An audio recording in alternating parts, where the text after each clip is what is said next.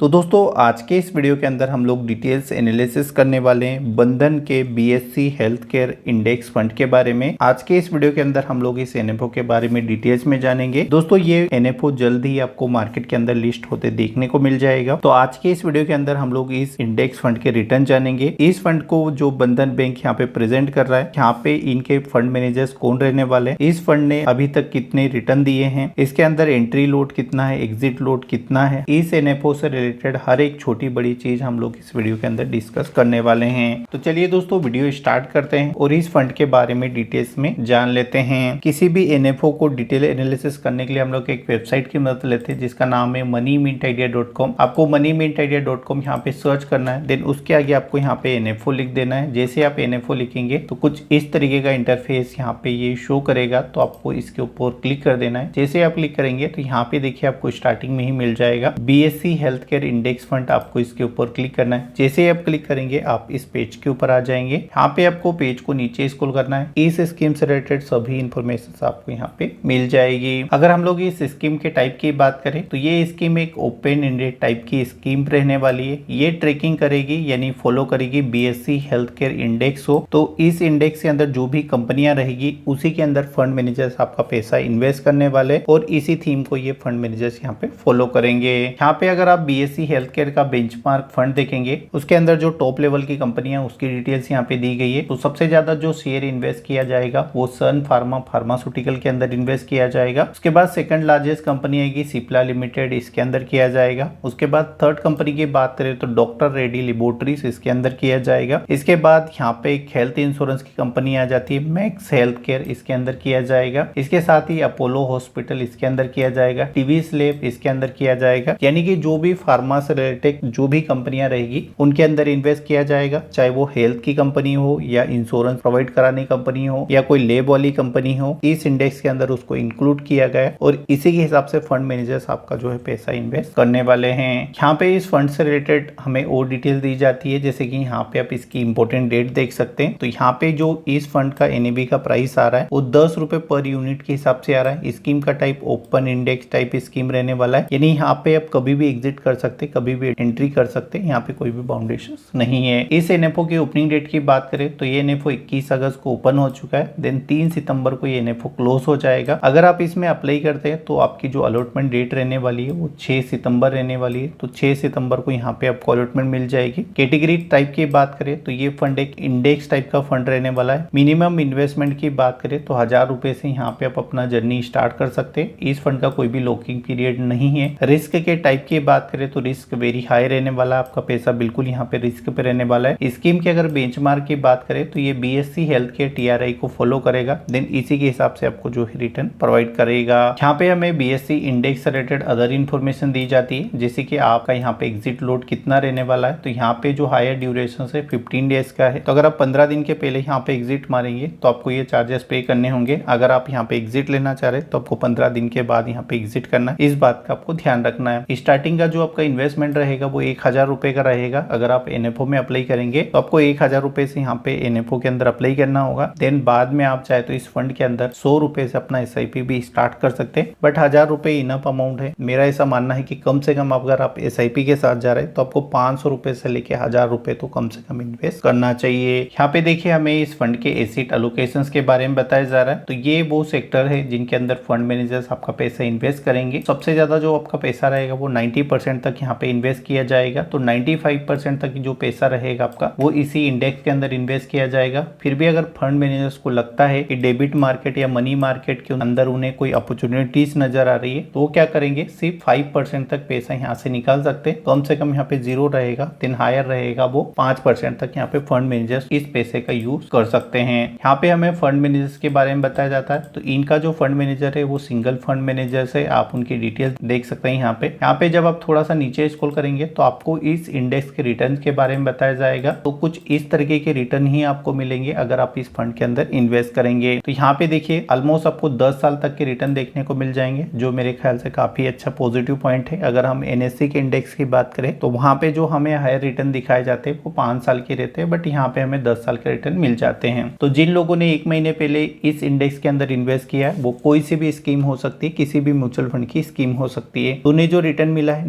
14% से ज्यादा मिला है। 3 महीने पहले अगर आप किसी ने इस इंडेक्स के अंदर इन्वेस्टमेंट किया है उसे 14% का रिटर्न मिला है। किसी ने अगर 6 महीने के पहले इन्वेस्ट किया है तो उन्हें 28% से ज्यादा का रिटर्न मिला है। अगर किसी ने यहाँ पे 1 साल के लिए इन्वेस्ट किया तो उन्हें 46% से ज्यादा का रिटर्न मिला है। 3 साल वालों को 16.5, 5 साल वालों को 26-27, दिन जो 10 साल से इस फंड के अंदर बने हुए तो उन्हें 13% तक का रिटर्न मिला है। तो मोटा माटी आप यहाँ पे मान सकते हैं कि अगर आप इस फंड के अंदर लॉन्ग टाइम यहाँ पे टिके रहते आपको भी कुछ इसी तरह के रिटर्न देखने को मिल जाएंगे। तो अगर आपको लगता है कि ये रिटर्न मेरे लिए सफिशिएंट है, जो मेरा रिस्क है उस हिसाब से, तो आप इस इंडेक्स के साथ जा सकते हैं। बट मेरा जो इस इंडेक्स के अंदर एक्सपीरियंस कहता है, मैं आपको यही कहना चाहूंगा कि देखिए आने वाले टाइम में जो इस टाइप के प्रॉब्लम्स है जो हेल्थ को लेकर वो ऑलमोस्ट बढ़ने वाली है, क्योंकि जो अभी हमारा डाइजेशन सिस्टम है या जो अभी की हमारी लाइफ स्टाइल है शहरीकरण के हिसाब से वो काफी ज्यादा चेंज हो चुकी है और उस हिसाब से आने वाले टाइम में बड़ी बीमारियां भी होगी। तो इस इंडेक्स में अगर आप इंटरेस्टेड है तो कम से कम आपका व्यू है यहाँ पे 3 साल का होना चाहिए और ज्यादा से ज्यादा आपका जो व्यू है वो 5 से 10 साल का होना चाहिए। फिर भी अगर आप इन्वेस्ट करना चाह रहे तो 3 साल से 5 साल का व्यू आपको लेके चलना होगा, तभी आपका पैसा बनेगा। हमने यहाँ पे देखा कि एवरेज रिटर्न हमें 3 साल में 16.5 और 5 साल में हमें 27% के रिटर्न देखने को मिले। ऑल टाइम का अगर हम जनरली देखें तो हमें 13% से ज्यादा के रिटर्न मिले। तो ये आपको एफडी वगैरह से कंपेयर करेंगे तो काफी अच्छे रिटर्न आपको मिल जाएंगे। बट एफडी के अंदर क्या होता है, आपका पैसा सिक्योर रहता है, रिटर्न आपको भले ही से कम मिलते हैं, बट यहाँ पे थोड़ा सा रिस्क इन्वॉल्व है। अगर आपको कंफर्टेबल लगती है सारी चीज तो आप इस फंड के अंदर इन्वेस्ट करने के बारे में सोच सकते हैं। यहाँ पे जब आप नीचे आएंगे तो आपको ऑब्जेक्टिव ऑफ स्कीम के बारे में बताया जाएगा कि आपको यहाँ पे क्यों इन्वेस्ट करना चाहिए और क्या क्या इसके प्लस पॉइंट वगैरह के बारे में आप डिटेल चेक कर सकते हैं। इस फंड के अंदर अगर हम रजिस्ट्रार की बात करें तो केम्स इंडिया इनका फंड रजिस्ट्रार है, तो इन्हीं के ऊपर आपको अलॉटमेंट मिलेगी और यहीं पे आपकी यूनिट वगैरह सेव की जाएगी। तो ऑलमोस्ट मुझे लगता है आपको सारी चीजें अच्छे से समझ आ गई होगी। फिर भी अगर आपको कुछ चीजें नहीं समझ आ रही तो मनी मिंट आइडिया के ऊपर आप विजिट करके भी सारी चीजें चेक कर सकते हैं, नहीं तो आप इस वीडियो के नीचे कमेंट करके भी हमसे पूछ सकते हैं। मैं कोशिश करूंगा एक जेन्युइन रिप्लाई देने की।